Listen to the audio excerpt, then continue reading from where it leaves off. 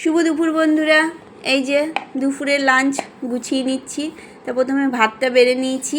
আর কি কি লাঞ্চ মেনুতে রেখেছি দেখো। ভাত বেড়ে নিয়েছি, এই যে এক টুকরো লেবু, আর এখানে আছে শসা। এখন গরম গরম ভাব, মানে গরম এখনও পড়েনি, শীত ঠান্ডা আছে, তাও এখন শসা লেবুটা মাস্ট খাবারে। শসা নিয়েছি, লেবু নিলাম। আর এখানে করে নিয়েছি দেখো, এই যে লাল শাক, এই দেখো লাল শাক। আর আজকে রান্না করেছি কাঁচা কলা আর আলু দিয়ে একটু তরকারি। আমি একটু কাঁচা কলা টেস্ট করেছি, খুব সুন্দর হয়েছে খেতে।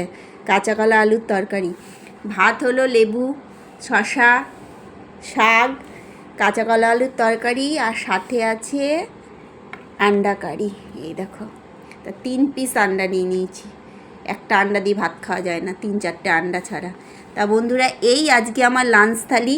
ভালো লাগলে অবশ্যই লাইক কমেন্টস করো, আর বেশি ভালো লাগলে একটা সাবস্ক্রাইব করে দিও। টাটা।